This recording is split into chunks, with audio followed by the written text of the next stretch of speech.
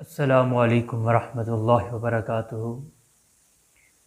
سامعین ذی وقار، آج کا میرا درس قرآن سورۃ البقرہ کی چند آیات پر مشتمل ہے۔ بسم اللہ الرحمن الرحیم۔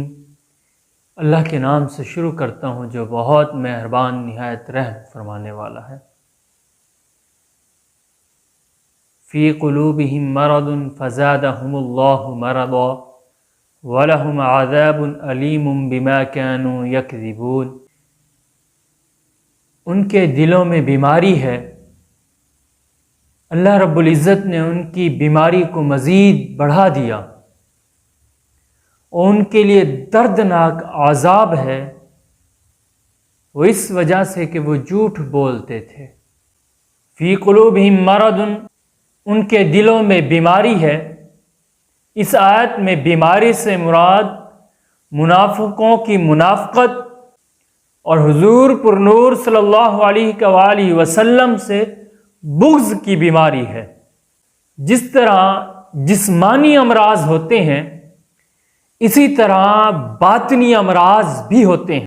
جسمانی امراض جسم کے لیے، صحت کے لیے بہت نقصان دہ ہوتے ہیں، اور جو باطنی امراض وہ روح اور ایمان کو نقصان دیتے ہیں، جیسا کہ تکبر، حسد، کینہ، بغض، ریاکاری۔ یہ انتہائی ملحق بیماریاں ہیں، جس کو لگ جائیں تو اس کے ایمان کو ختم کر دیتی ہیں۔ اور ہر مسلمان کو چاہیے کہ باطنی امراض کے بارے میں وہ جان لے اور اس کے بارے میں معلومات حاصل کرے۔ فزادہم اللہ مرضا، اللہ رب العزت نے ان کی بیماری میں اضافہ فرما دیا۔ مفسرین کرام نے اس بیماری کے بڑھنے کی مختلف صورتیں بیان کی۔ ریاست کے چھن جانے کی وجہ سے منافقوں کو جو رنج اور غم پہنچا وہ دن بدن بڑھتا گیا، اور حضور پر نور صلی اللہ علیہ وآلہ وسلم کی ثابت قدمی اور غلبہ دیکھ کر وہ منافق حسد کی آگ میں جلنے لگے۔ نمبر 2، منافقوں کے دل کفر اور بدعقیدگی اور حضور نور مجسم صلی اللہ علیہ وآلہ وسلم کی دشمنی سے بھرے ہوئے تھے، اور اللہ رب العزت نے ان کی اس تکلیف اور اس بیماری اور اس حسد اور اس کفر کو مزید اضافہ دے دیا، اور ان کے دلوں پر اللہ رب العزت نے مہر لگا دی تاکہ ان پر کوئی واعظ و نصیحت اثر نہ کر سکے۔ نمبر 3، جیسے جیسے وحی اور نزول قرآن میں اضافہ ہوتا گیا ویسے ویسے منافقین اور کفار کا دائرہ تنگ ہوتا گیا، اور مسلمانوں کی مدد اور نصرت اللہ رب العزت کی طرف سے بڑھتی گئی۔ حالات یہ ہو گئے کہ کلمہ شہادت پڑھنا ان پر دشوار ہو گیا، اور ان کی عبادات میں اضافہ بڑھتا گیا، اور جیسے ہی سزاؤں کے احکام اللہ رب العزت کی طرف سے نازل ہونے لگے تو منافقین ویسے ہی بے چین ہونے لگ گئے۔ وَلَهُمْ عَذَابٌ أَلِيمٌ بِمَا كَانُوا يَكْذِبُونَ۔ اس آیت میں یہ فرمایا گیا کہ اللہ رب العزت نے ان کے لیے دردناک عذاب تیار کر رکھا ہے، وہ اس وجہ سے کہ وہ جھوٹ بولتے تھے، یعنی اللہ رب العزت پر ایمان لانا اور آخرت کے دن پر ایمان لانے کا وہ جھوٹا دعویٰ کرتے تھے۔ اس لیے اللہ رب العزت نے ان کے لیے جہنم میں دردناک عذاب تیار کر رکھا ہے۔ حضرت عبداللہ بن مسعود رضی اللہ تعالی عنہ روایت کرتے ہیں کہ رسول اکرم نور مجسم سید دو عالم صلی اللہ علیہ وآلہ وسلم نے ارشاد فرمایا کہ سچائی کو اپنے آپ پر لازم کر لو۔